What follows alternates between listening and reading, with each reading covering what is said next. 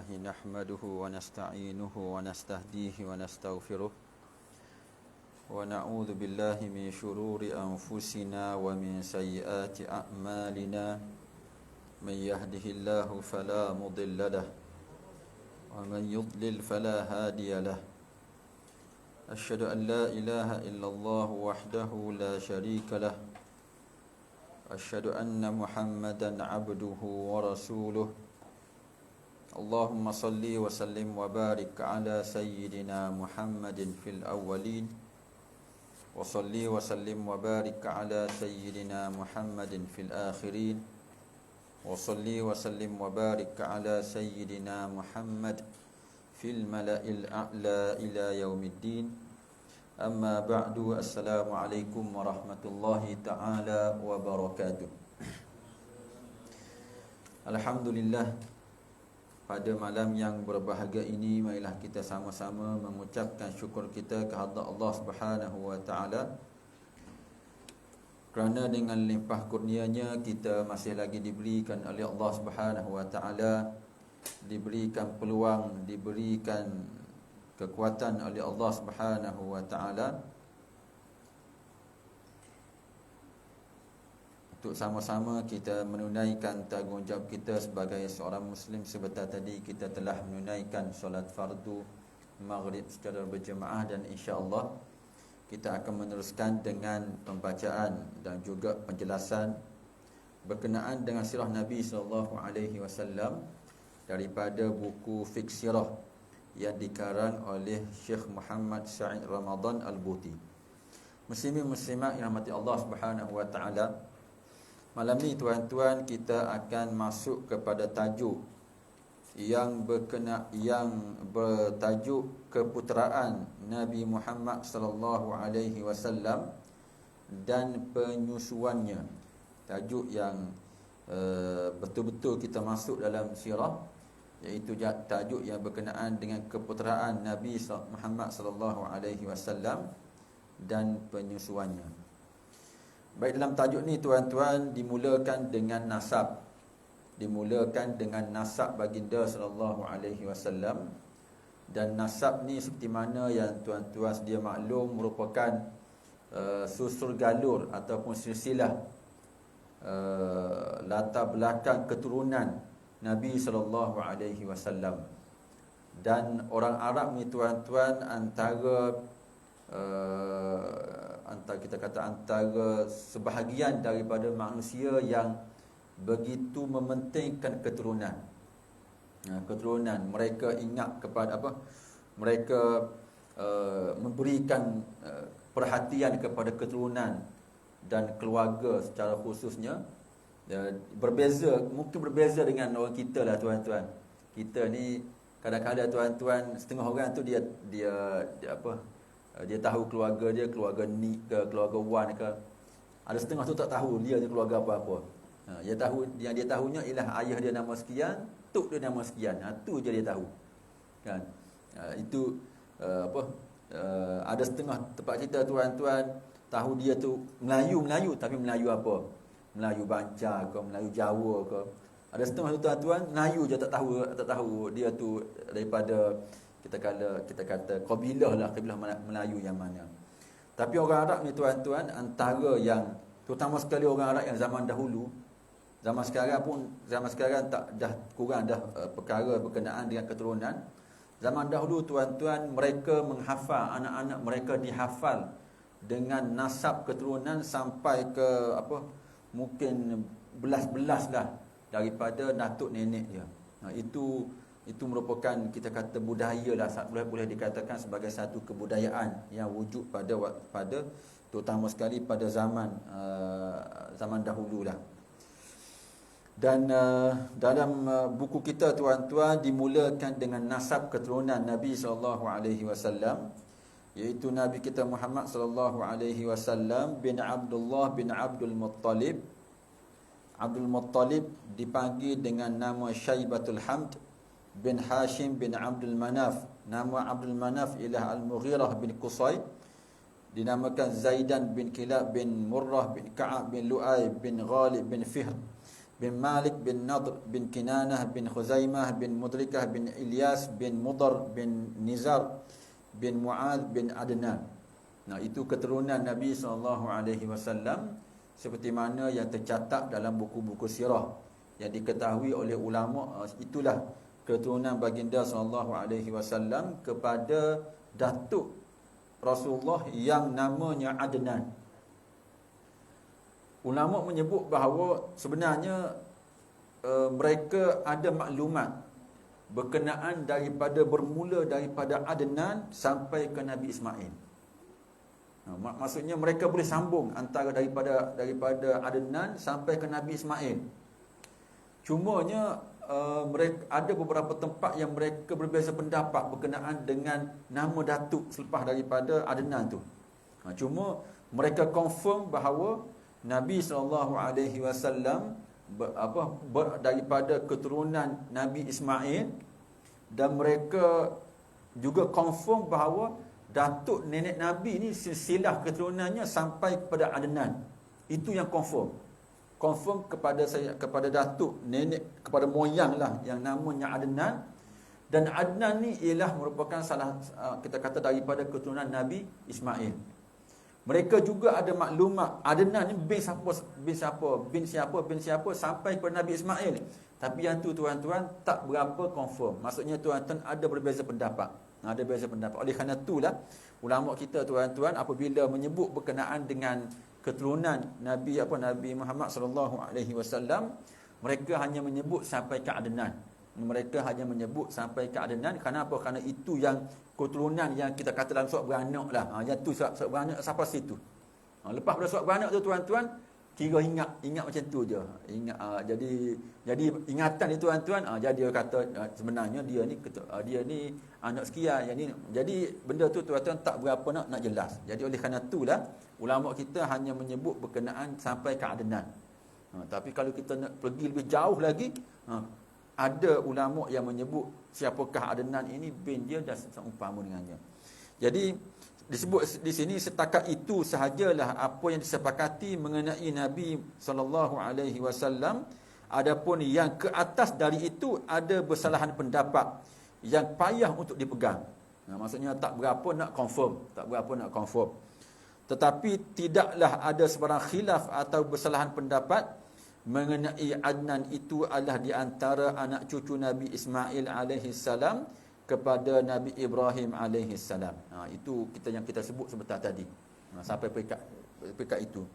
Dan hari ini tuan-tuan, masih lagi ada beberapa terutama sekali kalau keturunan Rasulullah SAW, ada di kalangan mereka tuan-tuan yang menyimpan dokumen nama-nama datuk nenek moyang mereka sampai kepada Nabi SAW. Sampai kepada Nabi SAW. Oleh kerana itulah keturunan Nabi pada hari ini tuan-tuan, kalau nak kata dia tipu tu, kita akan tanya dia apa bukti, mana kita kata silsilahnya. Dan hari ini tuan-tuan masih ada lagi ulama yang kita kata bidangnya ialah bidang nasab.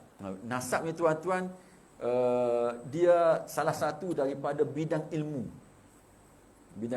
Walaupun jarang orang yang kita kata terlibat dalam bidang nasab ni, tapi masih lagi ulama yang perkhususan mereka ialah nasab.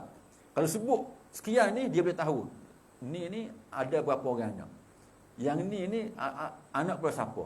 Maksudnya tuan-tuan, kalau ada orang mengaku bahawa berkenaan dengan nasab keturunan Nabi SAW, kalau pergi kepada ulama yang mahir berkenaan dengan nasab ni, dia boleh tahu ni tak ada ni individu, dia anak persekian tak ada ni. Si fulan yang nama A ni tak pernah pun tak pernah diketahui bahawa dia ni anak kepada si B. Dia boleh sampai peringkat tu. Dan ada kitab berkenaan dengan nasab ni. Ada kitab berkenaan nasab. Itu yang kalau kita nak pergi kepada ilmu ni, ilmu keturunan, ilmu nasab ni sampai peringkat tu. Ada kitab yang berkenaan dengan nasab. Dia ni anak siapa, cucu dia macam mana, sepupu dia macam itu. Oleh kerana itulah keturunan ni payah kita nak sabit. Bukan payah, maksudnya ialah Apabila dia sabit, memang dia sabit betul insya-Allah. Nak tipu tu susah. Kecuali kalau kita tipu kepada orang-orang yang tak tahulah. Kita tak itu sampai itu biasalah. Seorang orang kampung tuan-tuan, bukan tempat kita, bahkan tempat lain pun, dia boleh tipu dengan orang kampung je lah. Tapi nak tipu dengan apa, dengan dari sudut akademiknya tak boleh. Dia hanya boleh mengaku jumpa orang tepi jalan kata saya ni keturunan Nabi, setakat tu je lah. Tapi tak berani nak isytihar secara terang-terangan. Zaman kita pun tuan-tuan, kan raja-raja ada yang mengaku anak apa, yang mengaku keturunan raja kan. Kerabat raja tu, kerabat raja ni, boleh tahu dia tu menipu ataupun tidak kan. Raja apa, ada yang mengaku raja Melaka lah, macam-macam kan.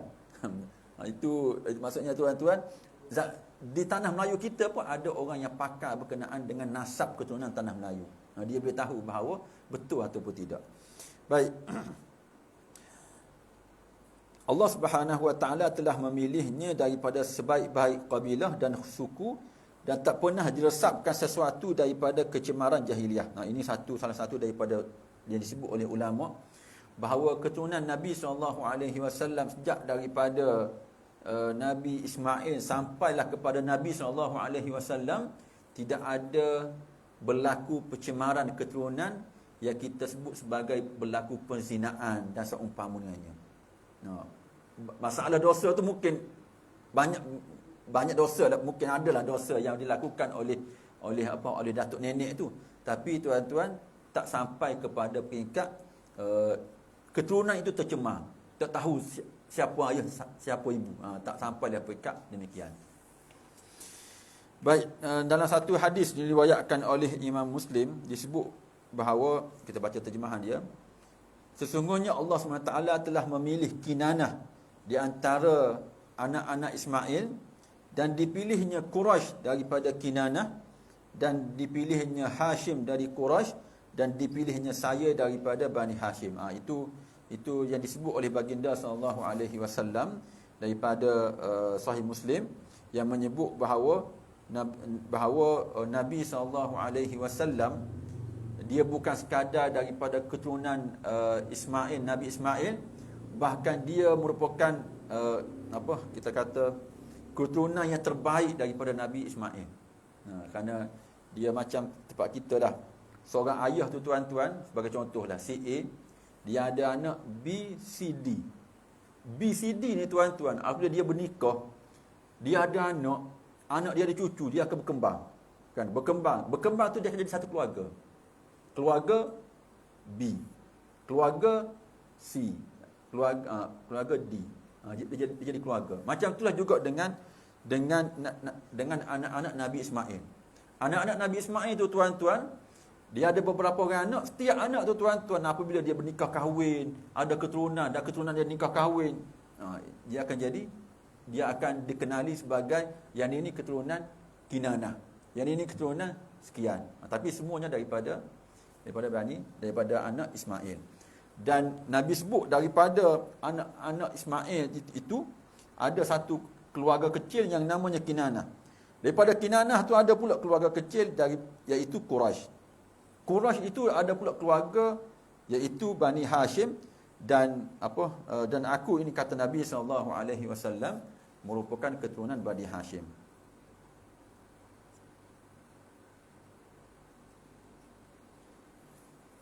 Kalau tuan-tuan lihat kepada keturunan yang disebut tadi, Hashim tu mana tu? Hashim bin Abdul Manaf. Itu bermulanya Hashim. Bani Hashim tu merujuk kepada siapa? Merujuk kepada Hashim bin Abdul Manaf yang kita dalam silsilah kita baca tadi. Situlah dia punya apa?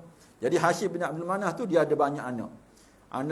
Antara anaknya ialah Abdul Muttalib. Abdul Muttalib ni banyak anak pula. Jadi ramai. Jadi keturunan tu disebut sebagai keluarga Hashim, dan Nabi kita Muhammad SAW berasal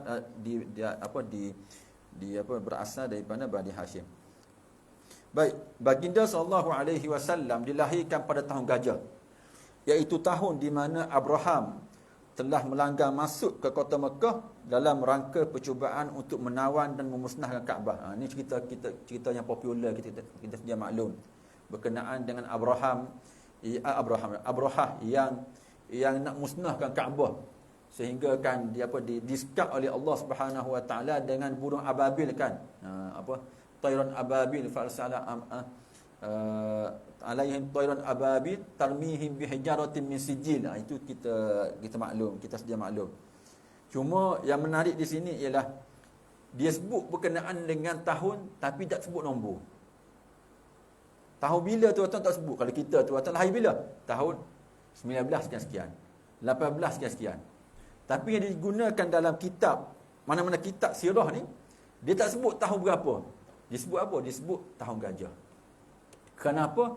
Kerana sistem penomboran itu belum lagi, kita kata, popular pada waktu tersebut. Sistem penomboran yang macam kita tu 19 sekian, dia belum muncul, belum popular. Kenapa? Kerana yang popular menggunakan sistem penomboran ini ialah di kalangan orang Kristian. Dia mula dengan tahun kelahiran Nabi Kristian. Yang macam kita gunalah 2022 ni, maksudnya ialah setelah satu tu ialah bermula daripada kelahiran Nabi Isa. Jadi orang Arab dia tak terlibat dengan nombor, sistem nombor tu. Tak terlibat. Tapi mereka ada satu cara untuk mengenal pasti tahun, iaitu menyebut tahun tersebut berdasarkan peristiwa yang paling terkenal berlaku pada tahun tersebut. Macam kita lah, kalau di Kelantan tuan-tuan, ada setengah orang tak tahu bila dia lahir. Yang dia tahu bila? Dia lahir 2 tahun selepas daripada banjir besar. Selepas pada boh besar. Dia ada orang-orang yang dah berumur, apabila nak buat kad pengenalan tak tahu bila. So, tak tahu lahir bila. Yang tahunya ialah dia lahir 5 tahun selepas daripada boh besar. Ataupun time boh besar tu dia rasa macam umur 2 tahun 3 tahun. Kerana itulah kalau kita lihat orang-orang yang dah berumur tuan-tuan, atas dalam kad pengenalan nampak macam 70. Tapi kalau tanya dia kata lebih 70 ni. Kalau tanya tuan dia asal. Sebab dia, kerana zaman dulu tuan-tuan tak macam sekarang lah. Sekarang ni tuan-tuan, jam kita tu dah ada tahun. Dulu tuan-tuan tak ingat, dia asalkan ada ingat Jumaat tak apa dah, asalkan ingat Jumaat je boleh solat. Kan? Kalau tidak tuan-tuan, yang lain tu tahun berapa tu tak apa, tak kira. Tak berapa nak pegang. Tahun bila? Tahun datangnya Jepun. Itu orang tua zaman tua kita. Macam tu lebih kurang dengan zaman Nabi SAW. Tahun bila lahir? Tahun gajah. Sebab apa tahun gajah? Sebab sistem penomboran itu belum lagi menjadi budaya masyarakat pada waktu tersebut. Mereka menggunakan peristiwa yang besar itu sebagai tarikh. Bila umat Islam kenal nombor tahun? Apabila berlakunya pada zaman khalifah, pada zaman Sayyidina Umar menjadi khalifah. Tu pun tuan-tuan dia backdated. Dia backdated bila? Daripada tahun berlakunya hijrah. Dia backdated tu. Kita cerita lain kali lah macam mana dia boleh idea untuk meletakkan tahun tu. Dia bincang-bincang, akhir sekali tahun tu bermula bila? Bermula daripada lebih kurang 10 tahun sebelum daripada itu. Tahun hijrah Nabi, itu tahun yang pertama, kemudian dikiralah sampailah sekarang. Baik. Seterusnya, baginda adalah anak yatim ketika dilahirkan. Ayahandanya wafat ketika baginda baru berusia 2 bulan dalam kandungan. Itu sedia maklum bahawa Nabi kita Muhammad SAW, kita kata dilahirkan dalam keadaan yatim. Maksudnya ayah baginda telah pun meninggal dunia ketika mana baginda masih dalam kandungan. Selepas daripada dilahirkan, baginda dipelihara oleh datuknya Abdul Muttalib. Dipelihara oleh datuknya Abdul Muttalib. Kerana perlukan jagaan orang lelaki lah, orang lelaki. Jadi yang jaganya ialah datuknya Abdul Muttalib. Dan kemudian disusukan kepada seorang perempuan daripada puak Sa'ad. Ini satu budaya lain yang kita boleh nampak daripada sirah ini, iaitu orang Arab ni tuan-tuan, budak-budak mereka yang masih kecil, mungkin dalam mungkin tak sampai setahun ataupun setahun lebih lah, mereka berikan kepada orang kampung untuk jaga. untuk jaga. Nusli mereka macam tu, nusli mereka. Kita ni atas nusli juga kan. Atas pagi petang tu ambil. Tapi zaman dulu tuan-tuan dia hantar memang letak situ. Memang letak letak dengan orang lain. Dan perempuan yang menjaga Nabi SAW kita kenali pada hari ini sebagai Halimah Sa'diyah, kan, Halimah Sa'diyah. Sa'diyah tu ialah merujuk kepada kabilah dia, kabilah Sa'ad. Kabilah Sa'ad, bukan nama dia Halimah As-Sa'diyah, namanya Halimah aja, tapi kabilah dia tu ataupun puak keluarganya itu dikenali sebagai Sa'ad. Kemudian ahli sirah telah sebulat suara menyatakan bahawa kampung Bani Sa'ad ketika berlakunya penyerahan Nabi kita Muhammad SAW kepada Halimah, ketika itu mengalami kemarau yang teruk. Sesampai sahaja Muhammad SAW ke rumah Halimah dan menyusu darinya, ketika itu juga keadaan berubah. Kampung Halimah yang kemarau, baik binatang yang kita kata ternakan yang kita kata yang kurus, tanaman yang kering, berubah menjadi subur. Apabila tanaman itu subur, tumbuh dengan elok, maka binatang pun akan dapat makan dengan elok. Maka jadi dia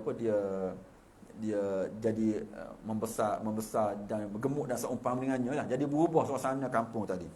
Bila berlakunya perubahan tadi? Apabila Nabi Muhammad SAW tiba di kampung tersebut dan Halimah Sa'diyah itu menyusukannya. Mengikut apa yang diriwayatkan oleh Imam Muslim, salah seorang daripada ulama hadis, bahawa Rasulullah SAW telah dibedah perutnya ketika mana bersama dengan Bani Sa'ad. Jadi ada beberapa peristiwa tuan-tuan, Nabi SAW dibedah dada baginda. Ada beberapa peristiwa sebelum Isra' dan Mi'raj, itu satu.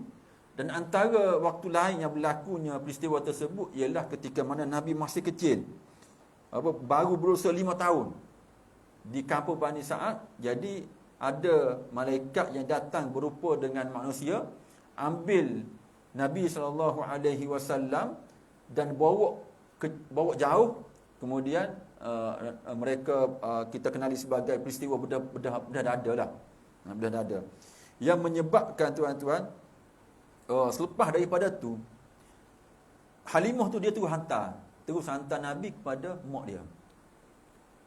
Dia terkejut lah apabila dengar cerita bahawa ada orang ambil Muhammad ni, bawa pergi, kemudian Muhammad ni kita kata datang balik lah. Jadi dia bimbang, takut jadi apa-apa, dan dia bimbang kejadian itu akan berlaku sekali lagi ketika mana dalam jagaan dia. Jadi akhir sekali tuan-tuan, dia hantar balik ketika mana lebih kurang 5 ataupun 5 tahun lah, 5 tahun dia hantar balik. Dan pada umur Nabi SAW 6 tahun, ibu baginda SAW meninggal dunia. 6 tahun meninggal dunia. Maksudnya tuan-tuan, yatim piatu lah. 6 tahun ni tuan-tuan, tak berapa nak kenal lagi lah. Tak berapa nak kenal lagi. Dalam masa 6 tahun ibunya telah meninggal dunia.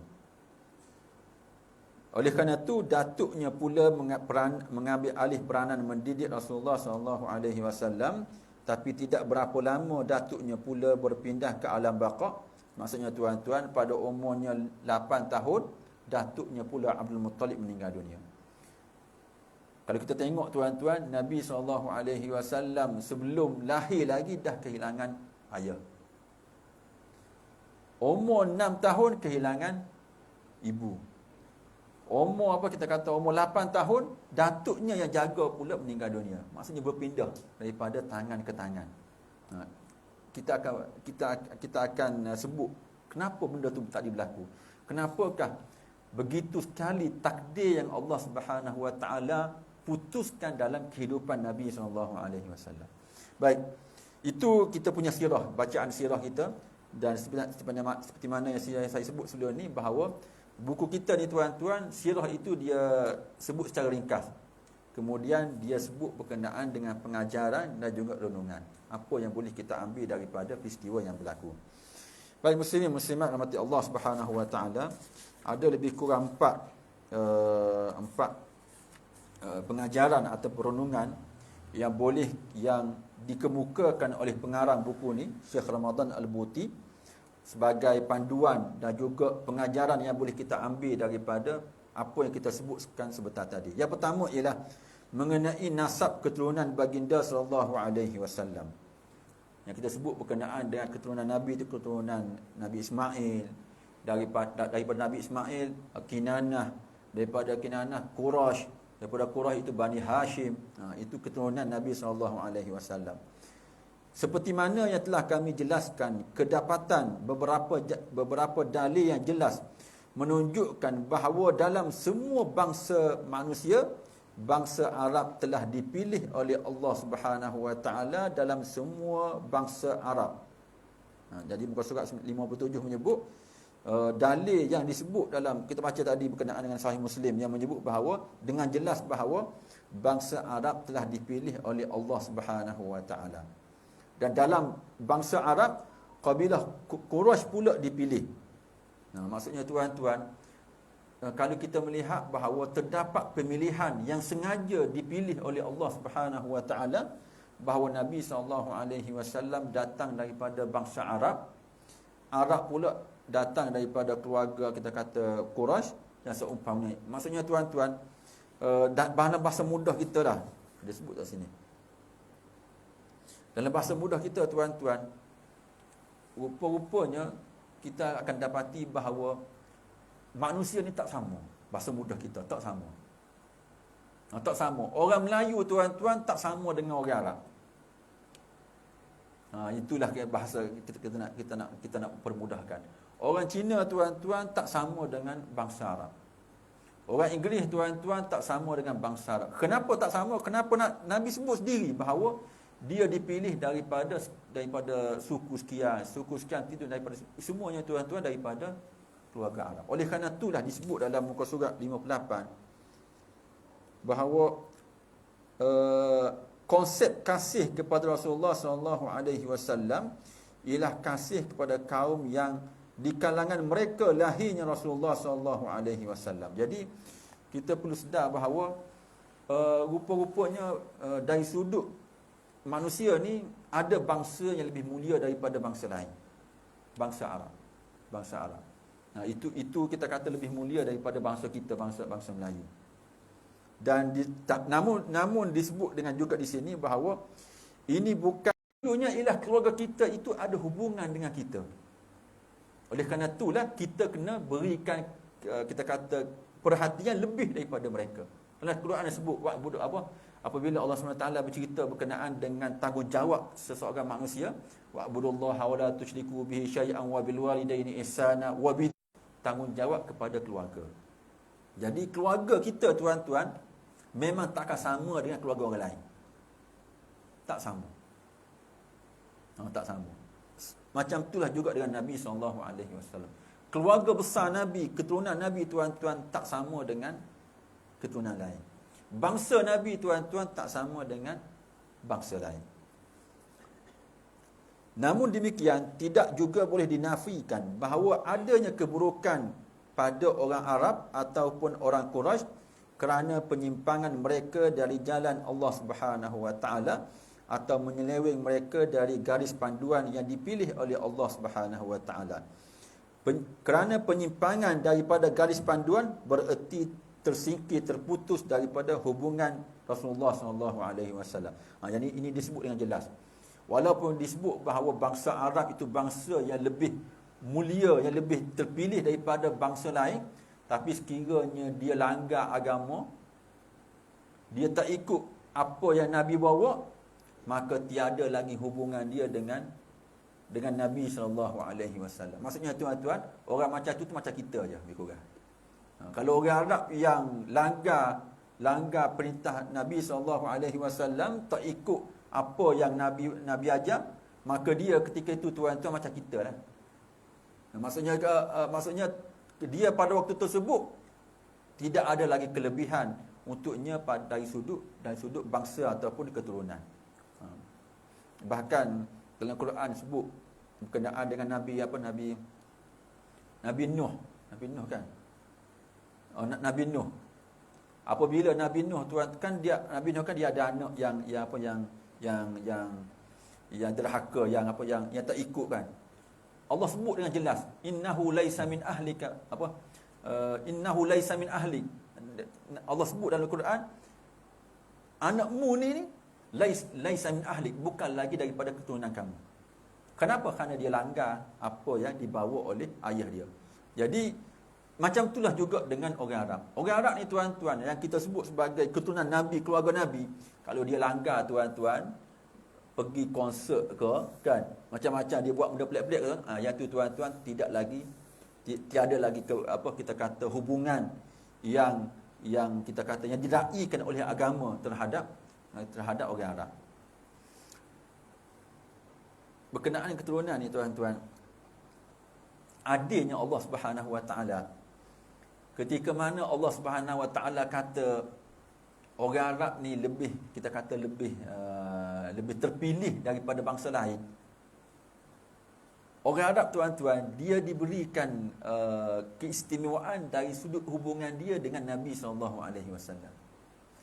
Tapi Allah SWT tuan-tuan, adil, nak sebutnya adil, dari sudut bangsa lain, mereka lebih dekat dengan agama. Nampak tak? Orang Arab kelebihannya ialah dia tu terpilih kenapa? Kerana hubungan keluarga darah dengan Nabi SAW. Tapi bangsa lain, bangsa ajam atau bangsa asing, kelebihan mereka ialah mereka lebih dekat dengan agama. Macam mana? Tuan-tuan, kalau tuan-tuan buka kitab-kitab berkenaan dengan biografi para ulama, kebanyakan besar ulama tuan-tuan semuanya daripada bangsa bukan Arab. Ulama-ulama hadis, Imam Bukhari, Imam Muslim, Imam Nasa'i, Imam Tirmizi, semua ulama hadis yang kita kenal tu semua bukan Arab semua.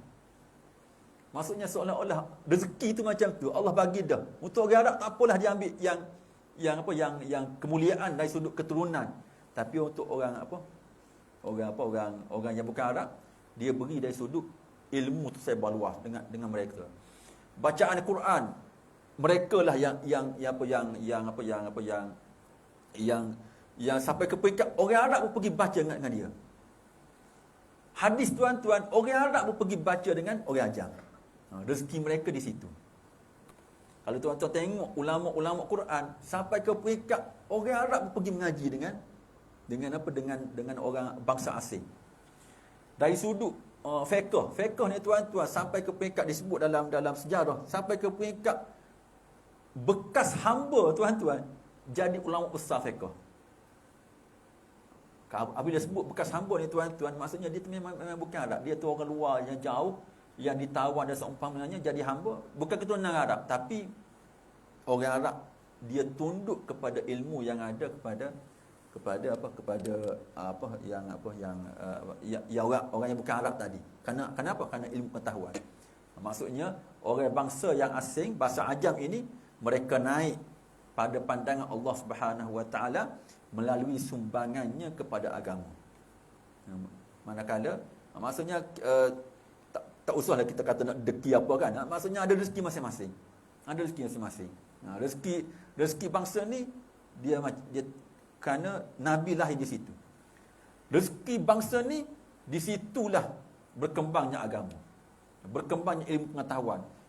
Imam Fakhr Razi, yang nama-nama ulama kalau sebut ni tuan-tuan, memang kebanyakan bukan Arab.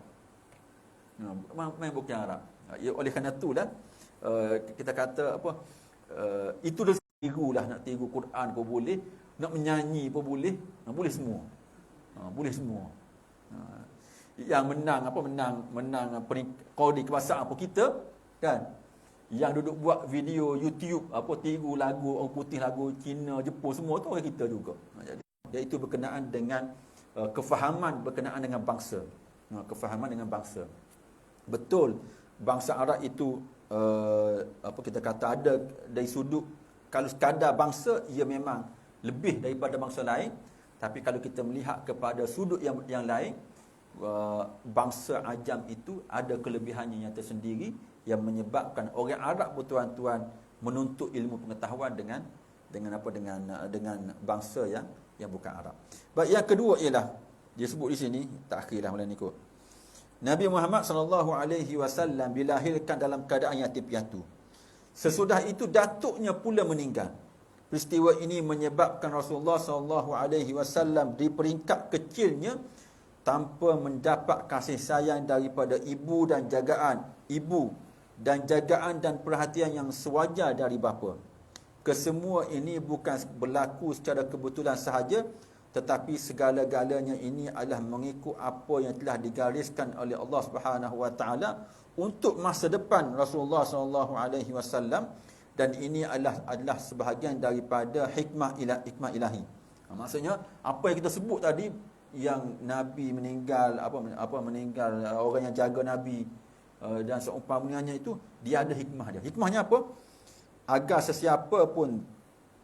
tidak sesiapa pun menaruh sangkaan buruk bahawa seruan Nabi Muhammad sallallahu alaihi wasallam ini adalah ilham dan latihan ibunya semasa menyusu, atau hasil daripada tunjuk ajar daripada bapa dan neneknya ataupun datuknya, kerana datuknya adalah manusia yang terkemuka. Ini dia punya poinnya. Poinnya ialah apa yang dirancang, apa yang ditakdirkan oleh Allah Subhanahu wa taala, di mana Nabi SAW tidak ada jagaan yang betul-betul tumpuan kepada Nabi SAW, tapi berpindah daripada ibu kepada datuk dan seumpamanya.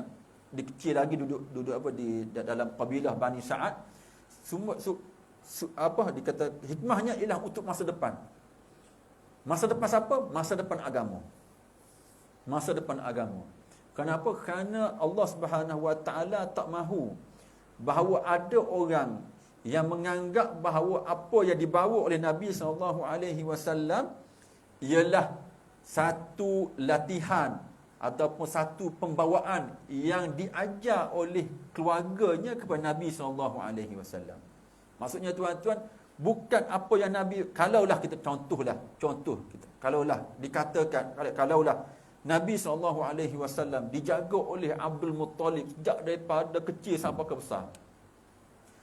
Dan Abdul Muttalib ni bukan orang sembarangan, orang yang hebat, orang yang hebatlah dalam kaum dia, orang yang dihormati, orang yang ada karisma tersendiri. Jadi kalaulah sekiranya Nabi SAW telah daripada besar dan membawa dakwahnya, jadi orang akan kata bahawa apa yang Muhammad ini bawa ialah apa yang diajar oleh datuknya. Datuknya yang train. Cucu dia ni. Itu merupakan, itu kita kata didikan daripada datuknya. Dan didikan itulah yang merupakan ajaran Nabi Muhammad SAW. Kalaulah datuknya sejak daripada awal sampai ke akhir jaga. Tapi tak, semuanya kejap saja, setahun 2 tahun meninggal. Setahun 2 tahun meninggal. Jadi kalau kita melihat di situ, sebenarnya tiada siapa pun yang mempengaruhi hidup Nabi SAW. Nak kata ibu dia, setakat dia berumur 6 tahun. Nak kata Abdul Muttalib datuknya sampai umur 8 tahun. Yang betul-betul lama menjaga Nabi SAW ialah Abu Talib. Tapi tak boleh nak kata Nabi itu bawa ajaran Abu Talib. Kenapa? Kerana Abu Talib sendiri kafir. Faham tak? Abu Talib sendiri tuan-tuan tak setuju dengan apa yang dibawa oleh Nabi SAW. Jadi nak kata Abu Talib itu ajar Nabi dan Nabi bawa ajaran Abu Talib itu mustahil. Kenapa? Kerana Abu Talib sendiri tuan-tuan menentang ajaran yang dibawa oleh Nabi SAW. Jadi secara mudahnya tuan-tuan, Nabi ni tak ada pengaruh daripada siapa-siapa kecuali daripada Allah Subhanahu Wa Taala. Kecuali daripada Allah Subhanahu Wa Taala. Dan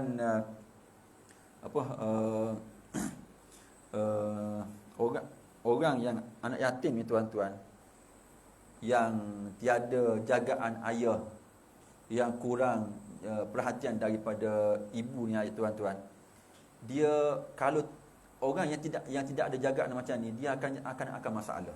Tuan-tuan lihat, dia sama ada betul-betul jadi ataupun betul-betul tak jadi. Sebab manusia ni macam tu, dia kena ada jagaan.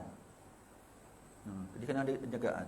Memang tak tahulah, tapi saya nampak macam itulah. Anak-anak yang tiada jagaan, hatta walaupun ayah dia ada tapi ayah dia tak bimbing, memang dia akan masalah. Kerana manusia ni tuan-tuan sejak daripada kecil perlukan jagaan. Perlukan jagaan. Tapi Nabi SAW sengaja Allah SWT kita kata Allah SWT tidak meletakkan siapa-siapa untuk jaga Nabi. Kenapa? Kerana Allah sendiri nak jaga. Akhlak itu tuan-tuan daripada mana Nabi dapat? Daripada tarbiyah ataupun jagaan Allah Subhanahu Wa Taala. Adabani Rabbi fa ahsana ta'dibi. Allah yang didik aku dan itulah didikan yang terbaik. Tapi kalau manusia yang biasa macam kita tuan-tuan, tak ada jagaan ayah dan ibu tuan-tuan, tak berapa nak jadilah. Tak berapa nak jadi. Kenapa? Kerana kita tidak ada jagaan daripada Allah Subhanahu Wa Taala. Oleh kerana itulah Nabi SAW memang betul-betul menekankan anak yatim ni tuan-tuan kita kena jaga. Terakhir muka surat 59, begitulah arus hikmah ilahi yang mahukan Rasulullah SAW hidup dalam keadaan yatim piatu. Hanya arahan dan jagaan ilahi sahaja dapat menjauhkan tangan-tangan yang cuba memanjanya, menjauhkan wang dan harta peringkat terlalu jaga. Dia akan jadi lain pula. Dia akan jadi hidup mewah, tak mulah rasa senang atau rasa semua tu tak kisah dengan semua benda kan. Tak kisah. Kenapa? Kerana dia biasa hidup mewah.